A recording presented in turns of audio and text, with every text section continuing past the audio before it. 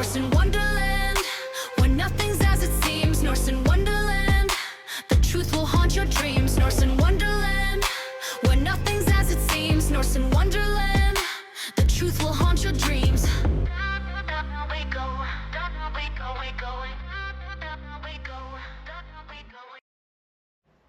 What if the very people tasked with protecting children were the ones exploiting them?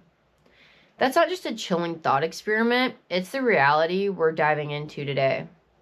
Welcome back to Norse in Wonderland, where the veil gets thinner with every episode. I'm your host, and today's rabbit hole may be one of the darkest yet. The Franklin cover-up. A child trafficking scandal tied to Boys Town, Washington elites, and the machinery of power itself.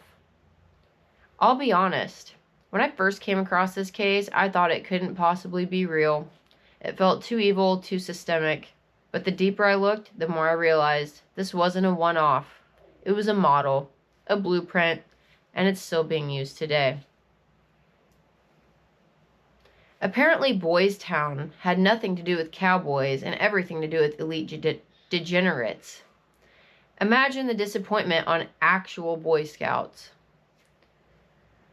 The media. There's no proof of a pedophile ring tied to politicians. Also, the media aggressively loses interest mid-sentence and shuts down every investigation. I used to think Bohemian Grove was just a place where weird rich men cosplay druids. But I guess it's more like Epstein's campground for sociopaths with networking needs. Let's rewind to Omaha, Nebraska in the late 1970s and 80s. A man named Lawrence E. King Jr. was managing the Franklin Credit Union. Publicly, he was a rising Republican star, throwing extravagant parties, singing the national anthem at conventions, and brushing shoulders with politicians, bankers, and businessmen. But behind closed doors, something much darker was unfolding. Survivors, many from Boys Town orphanage and foster systems, came forward with chilling claims. They were trafficked for sex at elite parties. Some were flown to Washington, D.C., where abuse escalated. They were filmed during these acts, not just for perversion, but for blackmail. The abuse was ritualistic, violent, and psychological, with threats of death if they spoke out. These were not vague accusations. Survivors gave specific names, locations, and dates, and their stories matched.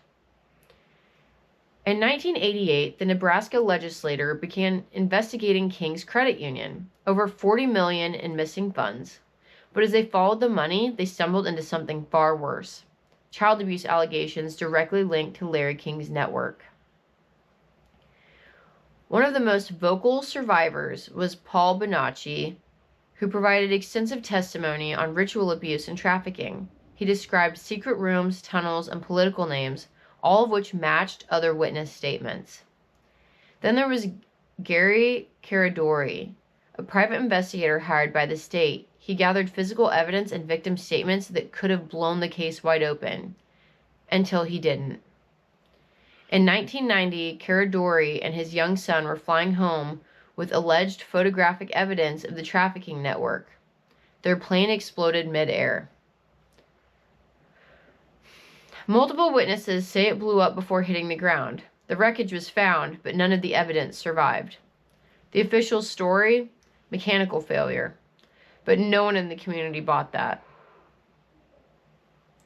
Why do key investigators and whistleblowers always seem to die in suspicious accidents, right as they uncover something that implicates the powerful? Reminds me of all those doctors that were like researching something more recent and all magically died in a plane crash.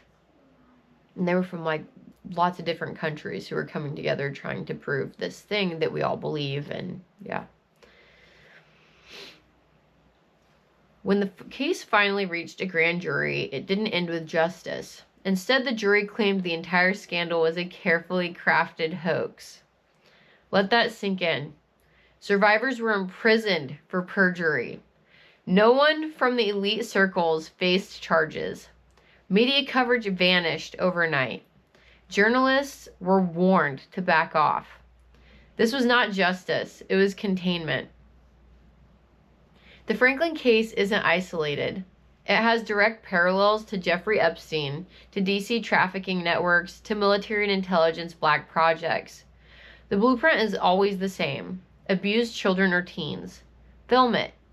Use the footage to control politicians, judges, CEOs. Repeat. These operations are not about sex. They're about leverage. Blackmail is currency at the highest level. What I don't understand is why these disgusting human beings would engage in this behavior to begin with.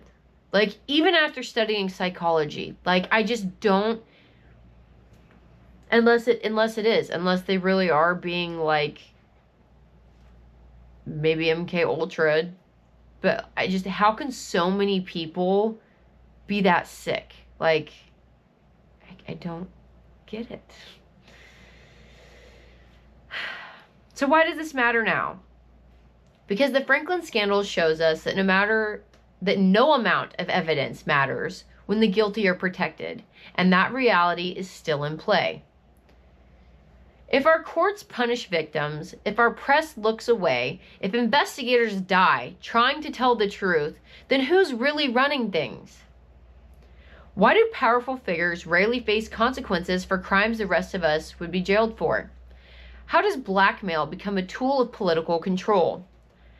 What kind of society jails the abused, but shields their abusers?